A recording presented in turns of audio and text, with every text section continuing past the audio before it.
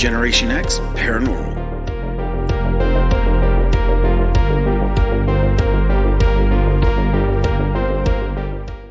All right, hey everybody, welcome back. Hey everybody. Hey, listen, we've got a great show. We've got another paranormal investigator, and it's always wonderful to sit down with these guys and just kind of get a read or a good beat on what they do. Everybody has a different way of Sure. investigating and different things to use to do it, and different sites that they've gone to. Right. So. And it's almost like you have these basic tools of the trade that everybody kind of does, but it really is kind of like an art form, I think, in a way. You if you have that ability to be able to sit down or stand or whatever for hours on end in the middle of the night and be able to do what they do, I really do think that's a bit of an art form. Absolutely. And everybody kind of has their own twist. So it's, it's great. But listen, we have Jason Hessler from Big River Paranormal on. Obviously you've clicked on the picture, so you know who we're talking to. But it's awesome because his group is a TAPS family member. And if you don't know what TAPS is, it's Ghost Hunters. It's their organization. And it's just one of those things that if you're into this thing, TAPS is just one. You know who they are. You know who they are. So without further ado, let's go ahead and bring Jason on. Hey, Jason, how you doing? Good. How are you? I'm doing great. Hey, listen, thanks for stopping by. Thanks for making some time for us. I'm pretty excited to have you on board. You have such a great organization there and what you guys do. So pretty excited to just kind of get things started. So tell us a little bit about yourself. Yeah, thanks for having me. My name is Jason Hassler. I'm the director for Big River Paranormal in Portland, and we are Oregon's TAPS team.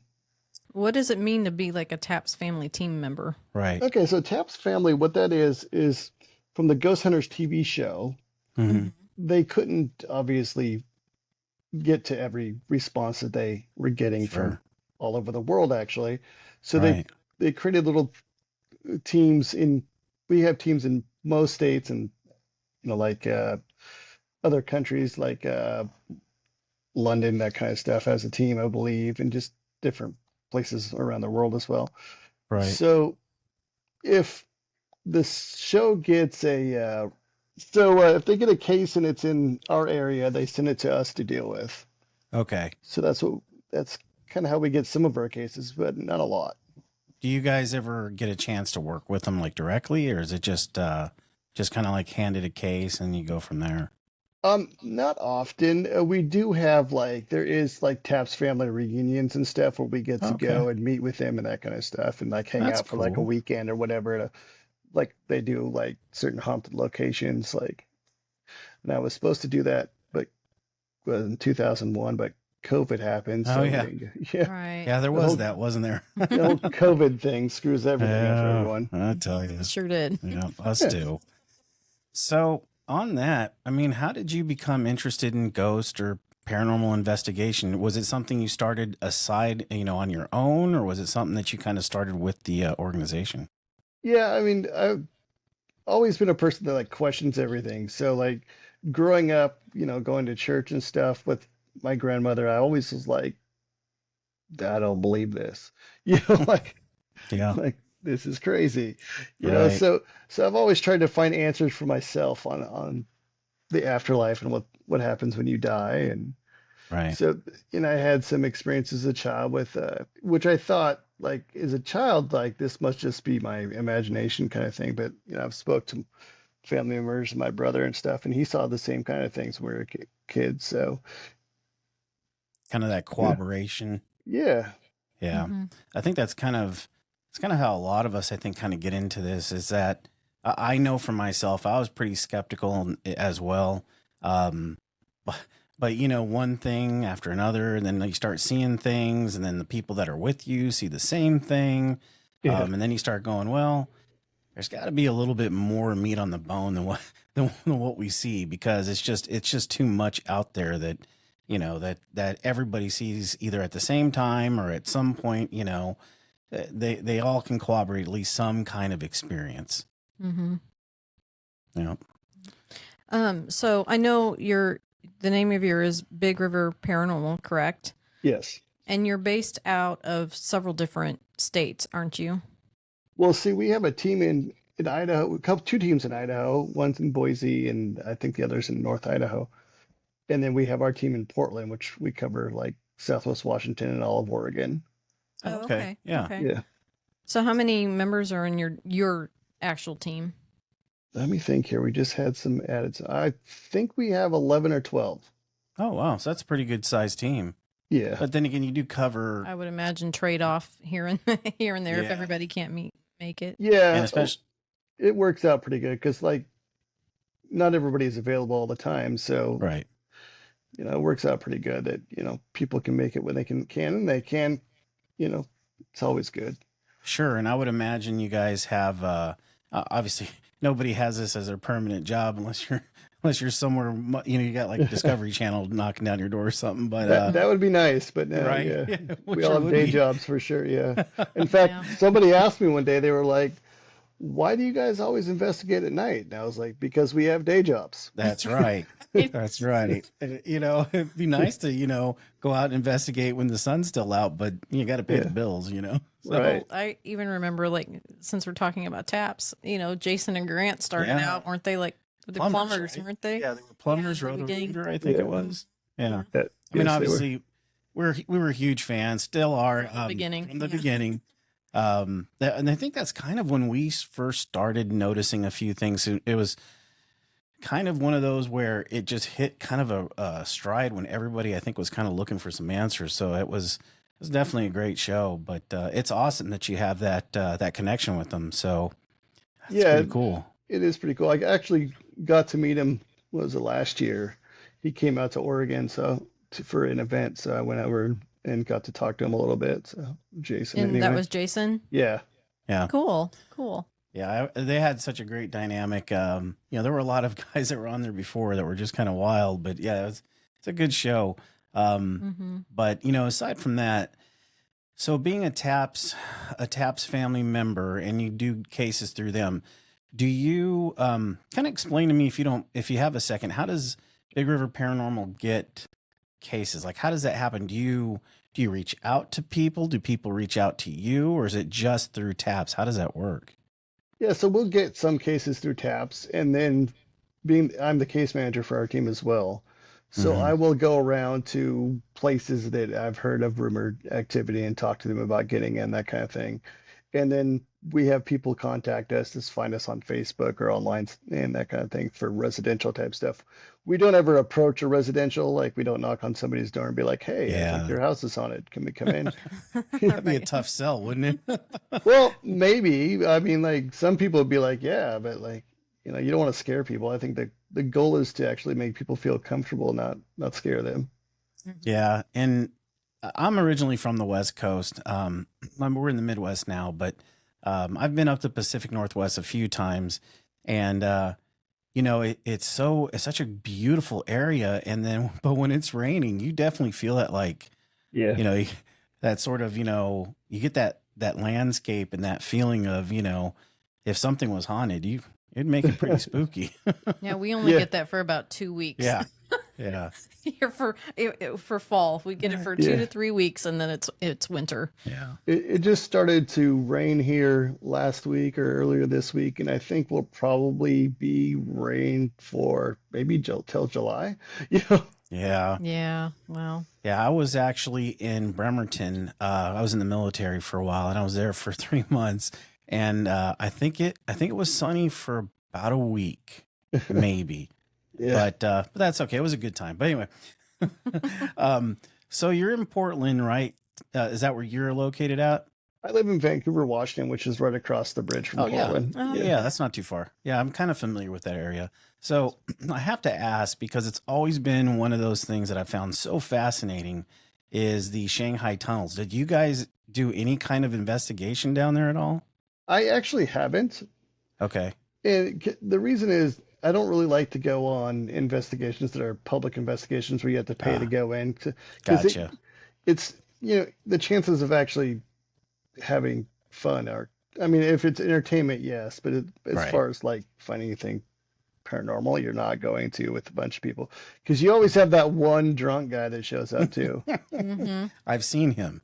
Yeah, We understand that. Yeah, we've done a couple. We were with at Missouri State Penitentiary, and Yeah. that's yeah, we've been several times. But now he caught a picture, Yeah. and we have heard things, but it was at a quiet moment when everybody Yeah. had to be quiet. Right. Other Yeah. than that, you've got teenage girls screaming and this and that, Yeah. and guys poking the girls to make them scream, and it's like, come on now, Yeah. yeah, to actually do something here. But I do find the Shanghai tunnels awfully interesting because, and for our listeners, if you don't know what that is, Portland has a really kind of neat, elaborate basement type situation going on with some of the businesses. And is it the downtown area? It's more towards yeah, the port, right? yeah. Honestly, it's all over Portland. There's a lot of places they don't tell us about, where they isn't Sure. public. And one of the places that I was looking at was a old comedy club in Portland that had to shut down because of COVID, and let's just say it's not a nice area anymore. So he couldn't get people to come down there to see Right. shows. But Yeah. I did go check that place out, and it did have the basement was really cool. He was showing me where like they found all sorts of stuff when they were digging it out for the tunnels, and they had like drug paraphernalia from way back in the day, like opium and stuff. Oh yeah, the Wow. old opium den type Yeah, thing. Yeah, that's wild. Well, I yeah, know that I think there was a pizza place if I'm not mistaken. That's kind of yes. the more well-known one, I I believe think. it's called Old Town Pizza. Yeah, Yeah. Old Town Pizza, that's right.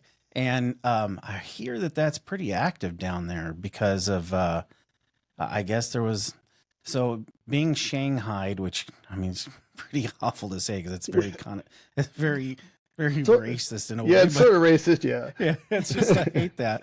We'll just say the tunnels, Yeah. or the catacombs. People would get sent in there, and then, or I think there were like traps and stuff, and people would fall through, and then they'd sell them off as indentured servants, and some people would die. And Really? yeah, I get Yeah, they'd serve them because they'd pick them up at the bars. They'd wait till they got really drunk, and then I guess they'd kidnap them, and they'd wake up on a ship yeah. halfway to China. Oh Yeah, my Basically sold gosh. them for yeah, indentured servitude. I've never yeah. heard about It's this before. pretty wild. It sounds Yeah, pretty awful. Yeah, Yeah. yeah, it's certainly not a way you would want to spend the rest of your life. But anyway, I've always found that interesting. I just didn't know. When Nicole told us you were coming on and you were in Portland, I'm like, oh, I got to ask him about that. That's always been something Mm-hmm. I've been kind of interested in. So Well, yeah. that's interesting that that's in Portland because I think aren't there like underground streets in Seattle as well? Yes. My mom visited there and she told me about that. mm, Yeah, Seattle does have an underground tour, and yeah, I haven't done Hmm. that one either, but I need to. yeah, Yeah. yeah, Hmm. I mean, That's interesting. eventually I'll go check out the tunnels in Portland, but it just, especially this time of year, I imagine around Halloween time, it's pretty crazy. oh yeah, Yeah. yeah, This is absolutely, not the time you go to do that stuff because No. everybody's doing it yeah, at once. of course. Yeah. So, can you tell us a little bit about the equipment that you use and how Yeah, some of it works? sure. So what we do is very basic. So I use audio and video recorders, and that's pretty much it outside of doing like baseline readings for high EMF and that kind of stuff. Hmm. So what we like to do is we like to go in and try to find a logical explanation for what's the client is experiencing. Right, Most of the time we can do that. And then sometimes we find stuff we believe could be paranormal or can't explain. And that's right. so I would say maybe 2% of the time we find something really good, but that's it's worth it. All the work, you find Oh something, you're sure. like, wow. And that I think that's so.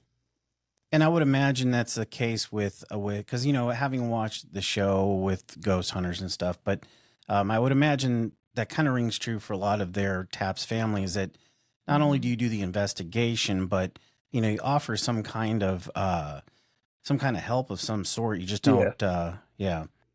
Yeah, we don't And like to leave them hanging. well, Right. yeah. I mean, it's so funny because we would watch some of these shows, and I'm not saying on Ghost Hunters or anything, No, but other other paranormal paranormal shows shows. where Yeah. they walk in and they do this big elaborate thing, and they they show these the videos, always at the end, the big reveal where they got a camera, Yeah. they got a laptop sitting there going, yeah, we caught this, we caught that. That might be a demon. And Yeah. by the way, we're rolling out, and good luck with that. Yeah. And you should probably move. Yeah. Right. Yeah. Yeah. You should probably move. And that's always somewhat frustrating for me because, and one of the things with the Big River Paranormal that I was reading on the website is that obviously you guys don't charge. That's correct. And, it's almost leads to that feeling of servitude. You've got the paranormal part of it, but in the end, I found a lot of people who do this have at least that feeling of servitude to help their fellow man or man, woman, whatever you want to go. But it's just a way to complete that cycle. And I would imagine that's kind of how Big River Paranormal feels as well. Correct? For sure. Yeah. There's, for me, there's two sides to this. Some people want to go ghost hunting, which is they want to go out and get scared and that kind of stuff. Mhm. And they're not really looking for answers or anything like that. They're just looking to scare themselves and for entertainment. But for us, it's, we prefer to call it paranormal investigating, where we go in and we're not looking to be scared. We're actually looking for the opposite. We're looking very much to find a logical explanation instead of, hey, it's a demon, Right. Yeah. because it's never going to be a demon. Right. Yeah. I was imagine that most of it is, logical explanations or Right. just Yeah. regular spirits. I had a Yeah. lady call me one day and she said, I have a demon in my apartment. And the only thing I could say was like, what did you do? What do you got going on? Just don't feed it. Right. Well, I think people just get so scared, and then there's the religion aspect. Yeah. If it's something, it's got to be a demon automatically, Right. and I think that plays a big part. I would assume Yeah. that's just my opinion. Yeah, religion does play a big part, but I'm non-religious, so I don't believe in demons. But I do believe there are negative spirits out there, but I believe it's because there's negative people. If you're a jerk in life, you're probably not going to be much different when you die. Sure. Right. Which kind of, it's funny you say that, 'cause it leads me into a question that I've kind of always wanted to ask someone who does a lot of paranormal investigation. I know that we're very similar to you. We try to find a very middle of the road. Hey, it's more than likely Occam's razor. This is what it is. It's not anything outlandish. But I also know that there's oftentimes that there are things that doesn't suffice. There's something else going on. Do you or your organization, do you reach out for the family or at request to like clergy and stuff like that to come and assist, or how does that work for you guys? Yeah, we can do that. We don't have anybody on our team that does like cleansing or psychics or anything like that, but I do know a lot of people with different, it depends on what the client wants. Like if the client Right. said, hey, we recently had a client that said, hey, do you know anybody that could smudge the house? So I do actually know somebody who's native and she does that kind of thing. So I called her in and she came in. And to me, it's if the client feels like it helps them, then it does. Right. So, Right. Yes. like regardless if it's, whatever religious beliefs they have, if they need to go to church, need to pray about it, they need to have their preacher come in or whatever. If they believe in their mind it helps them, then it does. Right. And I would agree 100% in that, because Puts them at ease at Right. least. Yeah, which is the goal. Right. exactly. So I've got to ask, we maybe a couple, 3 or somewhere around there. I know that anonymity is important because, you have clients, but Yeah. if you could kind of run down a couple of your more favorite investigations or things that it wasn't that 98% thing that was pretty easy to explain. Yeah, let's see. One of my favorite places to investigate is the old Idaho State Penitentiary in Boise. Okay. In fact, our Boise team, they run public investigations there. So Oh, cool. once a year, we get to have a team only investigation where it's just our teams and we get together and it's a big place. We get to investigate. And that place you can definitely find some stuff there. Like you'll be walking through and you can hear like people up in the cells up like 3, 4, rows up and nobody's up there, but you can hear people walking around and that kind of thing. Yeah. That's pretty cool. Something that's about those state penitentiaries. Ours is the same. It was kind of weird because it wasn't what I expected it to be. When I expected walking into a prison, it was going to be dark and sad and heavy. What Hmm. it really wasn't. It really had like a home feeling to it. But then I Hmm. started to realize it's because it was home for a lot of people. They weren't going home. That's what it was going to Yeah, be for them. So they just made the best of it. And That makes sense. that's a yeah, fantastic point. Yeah, yeah. that's true. Yeah, I'd love to say that of Missouri State Penitentiary, but it It does isn't the not have furthest that feeling feeling. from home you're ever gonna get. No, it does have that dark, creepy Yes, feeling. yes, it is something else. But so with the penitentiary, do you guys do? I would imagine they have public tours, stuff like Oh, that. Do you yeah, do kind of like a personalized tour? Does somebody take you through it? I would imagine if you yeah. guys are there and you've been there several times, you probably have kind of an in, so to speak. Yeah, so what they do for the tour is they do have a guide and they break off into different teams because there'll be like 10 people per team and they'll go to different buildings and move around and stuff. So they have a person that will talk about the history of the area, like the building, and some may talk about some of the prisoners that were there and that kind of stuff. Okay, Yeah, Gotcha. that's maybe cool. some of the crimes they committed and some of the things that happened on death row, that kind of stuff. Mm-hmm. Hmm. So do you guys do, okay, you mentioned you have an audio recorder. Do you also do like the RIM pods and stuff like that, or is it just Yeah, we will occasionally use like the RIM pod or a spirit box, but that's mostly for entertainment purposes because there's yeah. no scientific background backing on any of those. And so for me, like I've had some interesting responses on the spirit box and that kind of stuff, but there's no way to say, oh, that was a ghost for sure. Right. Yeah. So I gotta be honest with you. Mhm. Um, we're believers, of course. We know we've seen some things.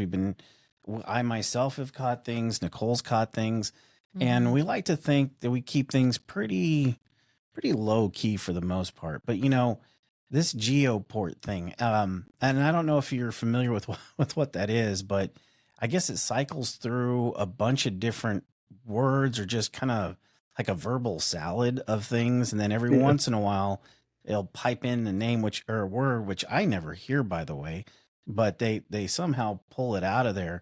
Um, is it kind of your practice that something like that really isn't that effective as a tool? Yeah, we would use it for actual investigation. If somebody like on one of our public tours brought something like that, we might play with it for entertainment purposes, but that would be Mm-hmm. it. Right, right. Yeah. Okay. I think it would be hard to identify anything. I know at least on the shows that you watch, I never there. I think there's only been 2 times that I Yeah. heard what they said that they heard. Yeah. Otherwise, it's like, how could you possibly, Yeah. I with don't all that coming out? I don't know. I don't watch any of the paranormal shows, and I shouldn't say that being affiliated with TAPS, but I don't watch them for two reasons. One is I get jealous of the locations they get to go to. Sure. Us too. Us Yeah, too. us Yeah. too. Yeah. And two, I watch it and go, that's not how this works. Yeah. Yeah. Right. Yeah. Well, it's for entertainment for Right. Yeah. sure. Yeah. They got to sell tickets, so to speak. They got to put, Right. they got to sell advertising dollars. So there has to be Yeah. something there, I mean, for someone to come back to. let's be honest, if they aired actual paranormal investigations on TV, nobody would watch. They're mostly just a bunch of people in the dark sitting around calling their body functions out, so that doesn't sound like something on the recorder, you know? Right. Yeah. Oh, it's funny you mentioned that because sometimes, you'll watch one of the shows where they do like a 3 hour live something. Yeah. And Mhm. it's always one of those where it's like there's 3 hours and nothing happened. At least Yeah. the ones that are, for the most part being as upfront as possible, you know. And one of the shows that we do like a lot is Kindred Spirits. We do enjoy Amy and Adam, and we think they're really good. But But what they were a part of the TAPS team. right, they're at a one part of the time. Yes. TAPS team. Yeah. But I always really like their approach because sometimes they don't get anything, and that's okay. Mhm. So That's actually preferred most of the time, like to find out, like, okay, they're in you're never going to find anything bad. And that's what TV sells, that it's demonic or mean or right, it's going to scratch Yeah. you and hurt you. And I've never ran into that. That's good. That is good. It's comforting, you know. Yeah. How I would react to something like that.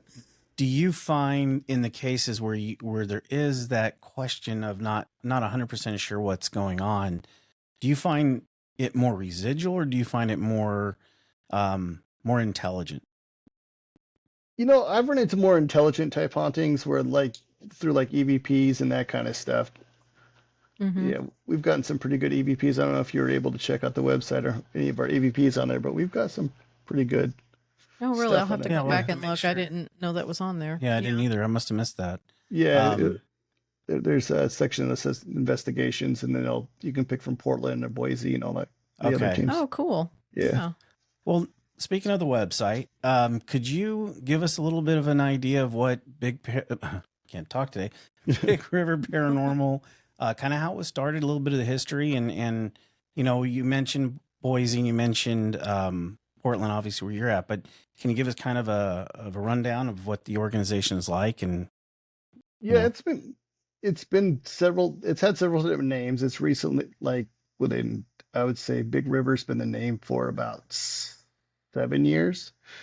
And there were several different names before as they kind of adapted to different things. They did have like a team in Germany, I believe. So it was like international reporting group. So they had to change that when that person moved back to the United States and that kind of stuff. But Mm. Marie is our executive director. She's the boss lady, and she runs a pretty tight ship with us. So she make she makes sure that we're doing what we're supposed to do because because we're TAPS, we have standards to like Right. we have to do our investigation a certain way. We have to have our review done within a certain timestamp, and it needs to be done. And if not, because there's nothing worse than going into an investigation and not doing the review. A lot of people they don't do the review. Really? Yeah. That seems kind of That's the most important counterintuitive. part, I would think. Yeah, I've talked to a lot of other teams, and they're like, "Oh yeah, we'll get to it." It is one of what people don't realize is how intense investigation can be because you have to do the history of the location, and and and then review takes. So if you have a 4-hour investigation, you have two or three recorders, two or three video. That takes a long time to go. Because if you have 4 hours of audio to do, that's more like 8 hours because you're going to stop and go back and yeah, it's And I would imagine I always look at that, like, especially when the ghost hunters started, they would hear it. I'm like, how did they hear that? Like, you have to have See, a keen eye to see it. And I can hear an EVP, but I'm absolutely terrible at telling you what it says until somebody else tells me. I think it says Right. this, and then that's all I can hear. right. Yeah. Right. Same for me. Yeah, I'm like, I would be honestly, same for terrible, me too. terrible you're- at that part. You're like, there's definitely a voice there, but I have no idea what they're talking about. Mm-hmm. So that's interesting because I'm sure some of the listeners don't realize that, you know, for every EVP, for every video, you know, that's somebody sitting down and listening that entire length of that Mhm. recording or that video, trying to spot that. Yeah, yeah, it's a lot of, and we get teammates that'll come on because they've watched too much Ghost Adventures or something, and they come on thinking that that's what it's going to be like, and then it's like, no, actually, we're going to have you watch this video for the next 3 hours, and they're like, this isn't fun, and then we don't see them anymore. Right. Well, Yeah, not many things are like Ghost Adventures. yeah. Thankfully, we can be thankful that Yes. it's not. Yeah, Yes. 'cause otherwise we'd all be possessed and we'd all be Oh, going, yeah. yeah. Yeah. Yeah. You know, I know there's an audience for it. I know that it's wildly popular. It's just not. It's theater. Yeah, That's what it is. What it does is makes my job really hard. Yes, Yeah. I would Because- imagine that's the case. When I propose investigations to certain locations, that's what their thought process is. That's what they've seen. They Right. think that's who we are. They think we're going to come in, cuss out their ghosts, and leave. Right. And we're just I try not to laugh, but I've seen that episode several times. Yes, yes. Know what he's talking about? Yeah. Okay. I mean, you Yeah. just don't do that. Like, to me, like, even if we're in the prison and we believe we're talking to a spirit of somebody that was on death row, a horrible person that did Yeah. horrible crimes, I'm still going to talk to them like I was talking, like they were standing there physically in front of me with that kind of respect. Right. Right. I would say Because that's probably wise. yeah, yeah, it is, and that's probably why I've never had anything come home with me or anything Right. like that. Yeah, Yeah, I always worry about that because you watch some of these shows, or you just or you've ever been on an investigation and people are trying to instigate and trying to trying to get something to happen, and I guess to me, I'm always like, I don't know how how It's smart that is so because disrespectful. yeah, Like, I that think about it it. is effective, but do you really want that response? right, Right. Well, even the nicest person, if someone comes in like in human form and is like cussing me out and saying, Yeah, try this, even the nicest person is going to react in not a nice way. So then, and then they get labeled forever that this is a terrible, was a terrible person. They're hateful. And right. I think that, yeah, it's just, yeah, it's we wrong. we never provoke. That's just it's unnecessary. Mm-hmm. I I mean, we'll would ask think leading questions, but we were not going to sure. provoke. Yeah, Right, right. Right. And I think leading questions and open-ended questions, that's just part of investigation, even interrogation, anything you're trying to elicit a yeah, conversation. Mm-hmm. Provoking is like trying to punch somebody in the face that isn't there, and then right. you be careful what's going to happen later. Right. It is kind of funny sometimes when you listen back. Like I was at a place called the Walker Ames House in Port Gamble, Washington, and I asked, "Can I take your picture?" And of course, we took pictures all night long. So when Hmm. listening back, I clearly get a male voice telling me no. So now I owe somebody an apology. Right. Like, Sorry. oops. You know, That's That's funny. hilarious. yeah. Like, Well, oh, go ahead. Sorry. go ahead. I was just going to say, so if I understand that you also do like public, I guess I don't want to say ghost hunting, at least investigation, paranormal investigations. What do you guys do? Like, what's kind of how does that process work? Yeah, one of the things we like to do is educate the public on paranormal. So we'll go and we'll show the equipment that we use and talk about how we investigate in the proper way of doing it ethically and morally correct, and hope that they learn something from that because we all, before we knew what we were doing, went out in the cemetery in the middle of the night and, you know, we Hmm. shouldn't have been out there. We didn't have permission. Like we're just wandering around people do it all the time still. They Sure. go on YouTube and they go to cemeteries or abandoned buildings and stuff. And so Mm-hmm. Yeah. we like to preach to people that like, that's not the way to do that. If you're going to do it correctly, get permission to go. And Right. then Right. we take them with us into locations and let them watch or even assist with how we do things. That's good. That is really Yeah. good. Yeah. So you kind of have an investigation that you do at that time, and it's up to them or whether you want to bring them along with that investigation or have at least some kind of input in it. Yeah, sometimes we have so we'll set up public investigations at look at certain locations that want us to, for like, they want to raise some money or something for, like, we had a Masonic Lodge in Independence, Oregon, and they had us come in and do a fundraiser for them where people paid to investigate with us and the money went to the lodge and Okay. whatever. That's neat. Yeah. Yeah, that's a good idea. Masonic Lodge, huh? How did that go? I'm always curious to that because there's so much, I don't know, there's so much intrigue and so much mystery and something like that. I would have always imagined something like a Masonic lodge as being rather eventful.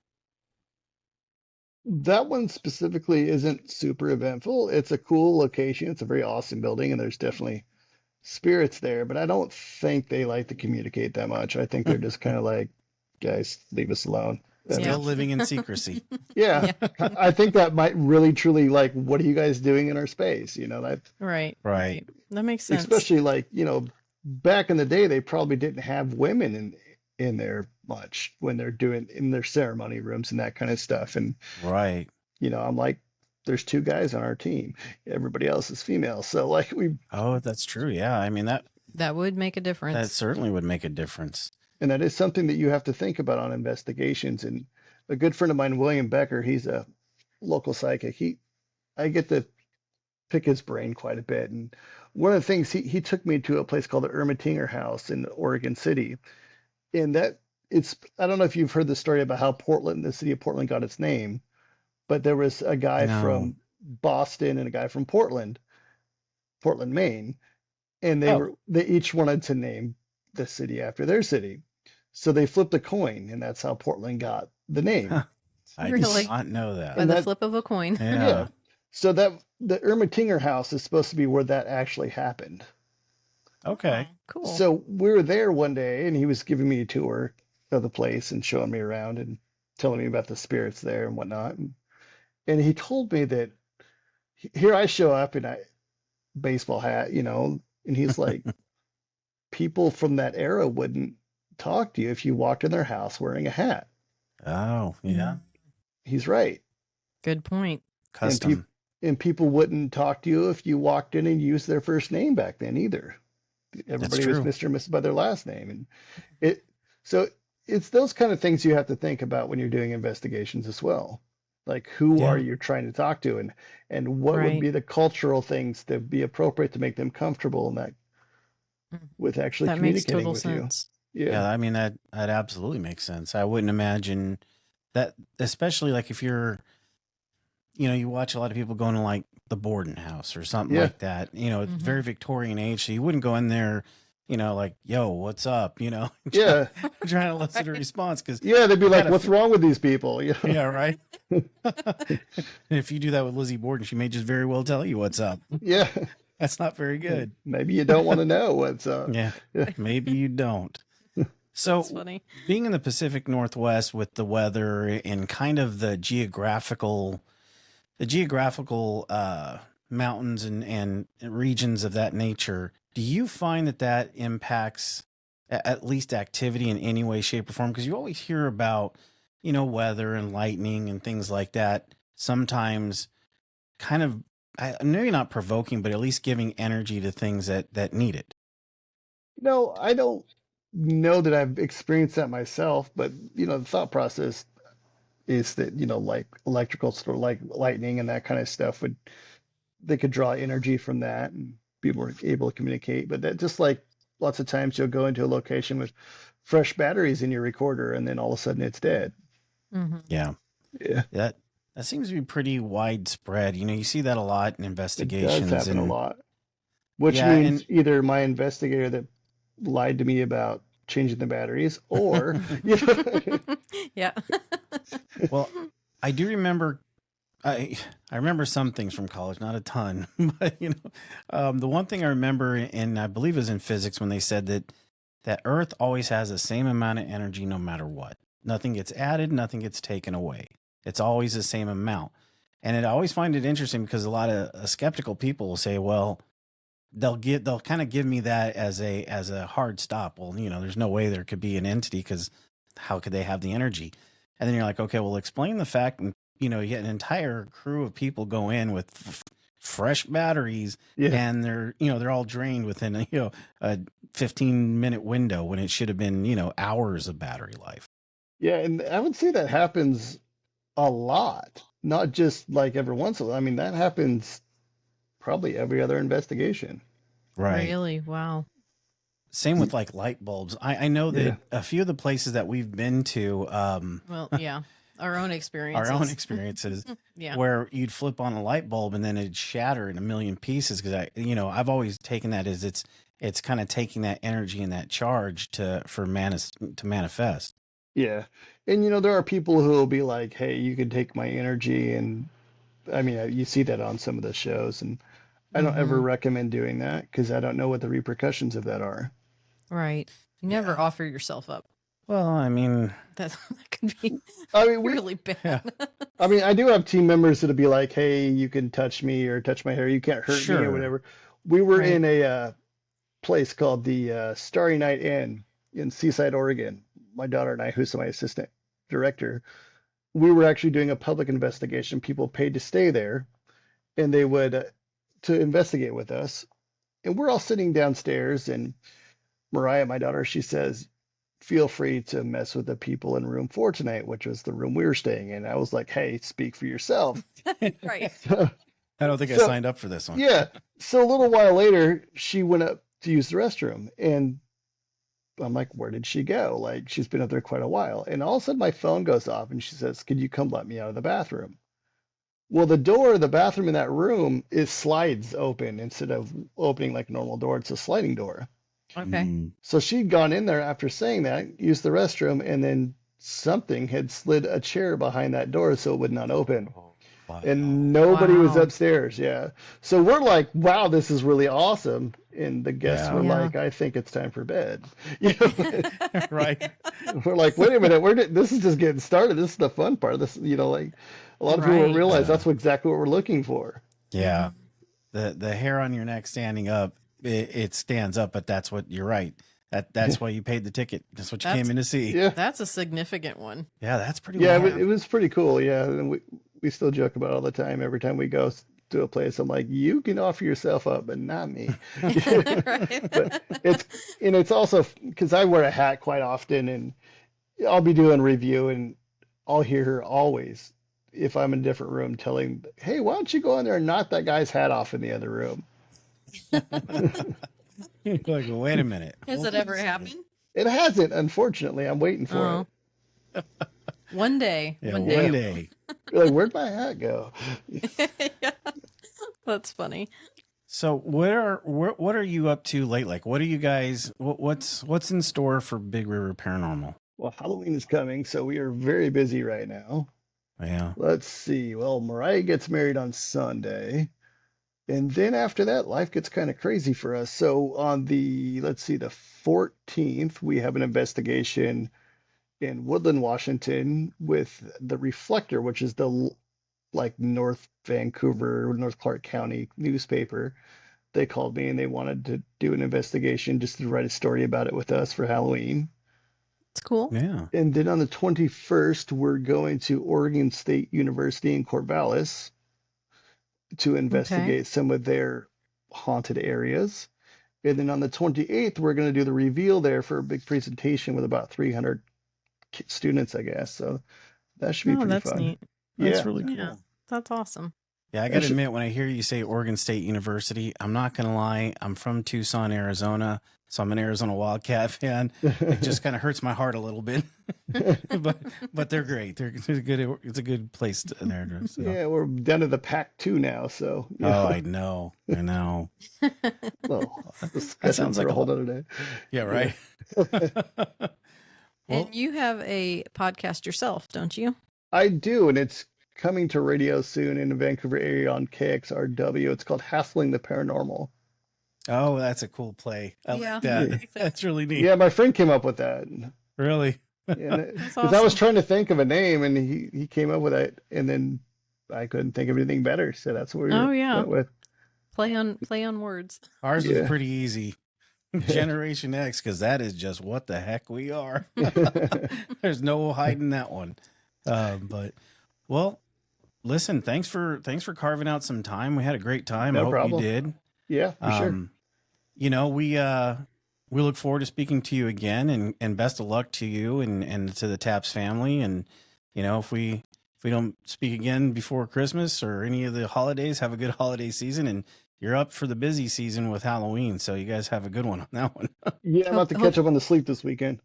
Yeah, Hope somebody knocks that hat off Right. pretty soon. and I did notice it was a Trailblazer hat, so you may so This is someone who's a correct. Damon Lillard fan may not like that too much. Yeah, I'm sad today, but it's all Yeah. good.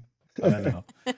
Well, listen, thanks, Jason. I appreciate it, and we'll give you some time back. Thank you so much. All right, thank you. Thank you. Wow, that was fun. That was fun. He's a really nice guy. Very easy to talk to. If you guys hadn't kind of picked that up. Real easy going, and you know, it's cool because you get to kind of talk to somebody who's done a lot of different things and has a different approach to things. So how'd you feel about it? Yeah, very nice guy. I like that, they're part of the TAPS family team, so they have like certain regulations that they have to follow. Yeah. So you don't get any of that like crazy TV type of stuff that you see sometimes. So that they have to follow some guidelines, but they do it for free. Right. So if you're in that area and you need help, and I think they've, like you said, there's some in Idaho, so they've got different branches. So I think that if you're in a different area of the country, you can still reach out, and they can probably get you to someone that can help you. Yeah, and you did mention that TAPS has, like you were saying, they have branches, or however that works, kind of throughout the states, and maybe even international. Is kind of what he had said too, I think. Yeah. So yeah. Well, TAPS does. Remember they had. The Ghost Hunters International. That's right. Yeah. So his website is www.bigriverparanormal.com, and you can go on there and find all the information that you need to find. And I think they also have a Facebook page. You can probably just search Big River Paranormal and find them. And there, and yeah, that was fun. We've got some good shows coming up. Please, I know we say this a lot, but if you're watching, please subscribe or follow, because we've got a lot of stuff coming up, and that would really help us out. So if you could subscribe, that whole fun stuff that everybody says. But at that rate, we'll leave you guys with that, and we will talk to you guys next week. See you next week. All right. Bye. Music by Carl Casey at White Bat Audio. Check out our YouTube at Generation X Paranormal. Also, check out our Facebook, Generation X Paranormal Podcast. Love to have you. See you then.